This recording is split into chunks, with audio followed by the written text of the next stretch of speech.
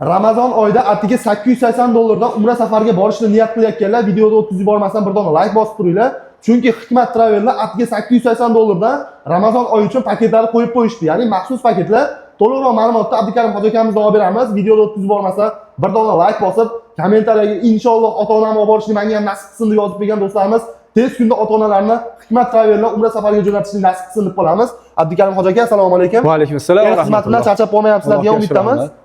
Juda katta yangilik bo'ldi uka Hikmat Travel'da. Hali narxlar bomba chiqdi. Ramazon oyiga $880 dan paket qo'yib yubordinglar. Bu gap o'zi rostmi yoki yolg'onmi? Va reyslar qayerlardan uchradi? To'liqroq ma'lumotni o'zingizdan yurtdoshlarimiz eshitganlari ma'qul bo'lsa kerak. Demak, reyslarimiz Farg'ona, Madina, Namangan, Madina, Andijon, Jidda, Andijon, Madina, Toshkent, Jidda, Toshkent, Madina reyslari qo'yilgan. Ya'ni 4 ta viloyatda reyslar bor. Demak, Ramazonda birinchi 10 kunligi narxi ichida o'sha $880 paketimiz bor. $880. Bundan maqsad demak ikki xil paket chiqarganmiz. $880 dan ekonom paket. Demak $975,000 vodiydan $1000 dan demak standart paketimiz bor. Standart paket bor. Farqi mehmonxonasida xolos. Mehmonxonasi ekonomniki ozgina uzoqroq, demak nimaniki yaqinroq standartniki. Farqi mehmonxonada xolos, yeb ichishlarida, demak ziyoratlarida hech qanday farqi yo'q. Faqatgina o'sha demak mehmonxonasida. Mehmonxonaning masofasi necha uzoqroq bo'ladi? 3 kilometr, 4 kilometr standart paketnikidan uzoqroq bo'ladi. Shunaqami? Endi namozga chiqadigan odam mehmonxonani eshigini tagida avtobus turadi.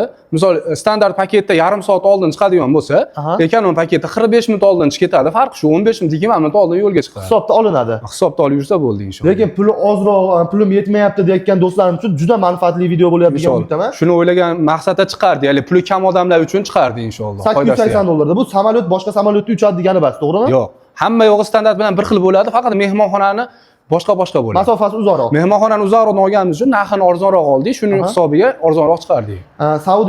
Saudiya Arabistoniga borilganda necha kun Madina-i Munavvarada turiladi va necha kun Makka-i Mukarramada turiladi va saharlik, iftorlik qanaqa ovqatlarda bo'ladi? Turk arab taomi yoki milliy taomlar, o'shuni yurtdoshlarimizga bitta qisqacha ma'lumotni bersangiz.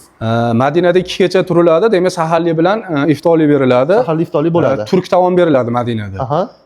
Makkada demak 11 kecha turiladi. Saharlik ham, iftorlikka ham demak o'zimizni Marg'ilonlik oshpazlar o'zimizni milliy taomlarni qilib berishadi inshaalloh. O'zimizni milliy taomlar yeyishadi. Milliy taomda saharlik, iftorlik bo'ladi. Bo'ladi inshaalloh. Asosiysi 50 bosh masalasi qanaqa? O'zbekistonda o'zlari olib ketishadimi yoki Saudiya Arabistonda kutib olishadimi? Ko'proq chetdan olib ketishadi. 50 boshlarimizni olib ketishib, hamma amallarni qildirishib, demak umralarni, Qizil dengizlarga hamma yoqqa olib borib kelgandan keyin 50 boshi demak muddat tugagungacha o'zini ibodatini qiladi. Hozirlarimiz o'zini ibodatini qilishadi. Demak qaytish muddati kelgandan keyin 50 boshni qaytarib yana inshaalloh qoladigan bo'lsa aeroportga olib borib kuzatadi, qaytadigan bo'lsa demak billa qaytadi. Billa qaytib keladi.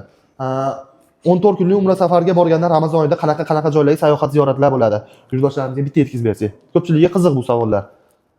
Demak Madina-i Munavvarada Ramazon oyida undan oldingi yili bo'lganida 2 yil oldin demak ziyoratlar berilmagan edi. Madinada Ramazonda odam ko'pligining hisobiga avtobusda ruxsat bermovdi.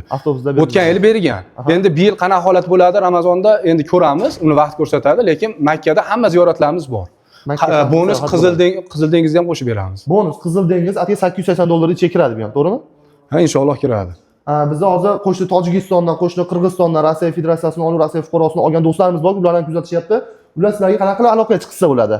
Demak, hozir nomer qoldiramiz. Shu nomerda WhatsApp ham, Telegram ham bor. Inshaalloh pasportlarini, Zagram pasportlarini rasmini tashlab berishsa, joyida bron qilib qo'yamiz.